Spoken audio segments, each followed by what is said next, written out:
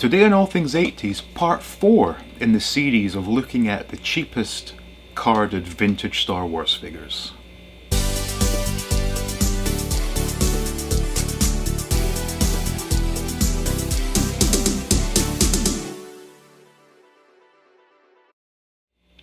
Welcome back to All Things 80s. Now this is episode 4 in the series of looking at the cheapest carded Star Wars figures from the vintage line.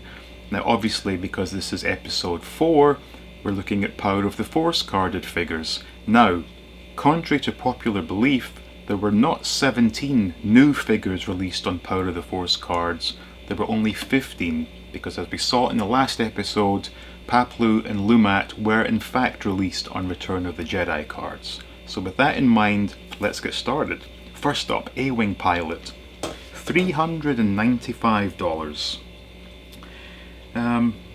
I guess for what it is, it's a decent price, apart from the big price sticker on there. A Manaman, $395.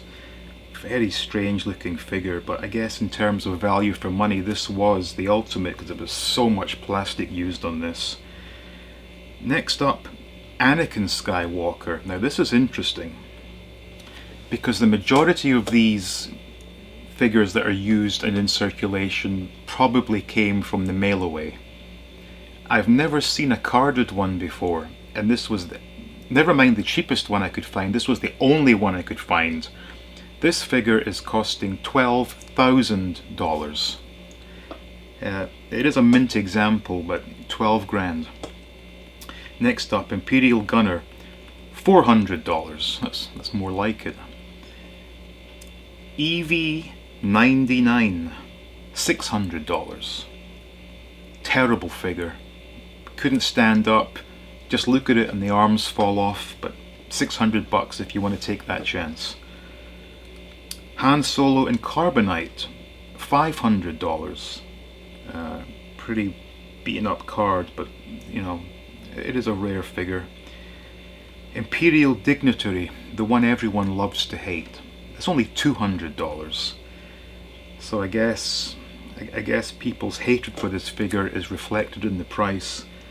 Next up, Barada, $200. Another terrible looking figure, if I'm being honest. Lando in General Pilot costume, $400. This one looks reasonably good condition. Now the big one, Luke in Stormtrooper disguise. Cheapest one available, carded, $3,000. And of course we've seen these reproduction ones that have come out recently on cards with coins. So if you are in the market for one of these, don't get fooled by those fakes. Luke in Battle Poncho, it's only $300. That's quite good. Now this one, R2-D2 with the pop-up lightsaber, $2,000. Romba, $90. Again, no one likes the Ewoks.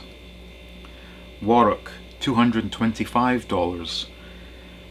And now the one that was never released in the States, and it is a nice example, but it will cost you $14,000. So, to add this up, to get the last 15, and I do mean 15 Power of the Force figures, cheapest available is going to cost you $34,705.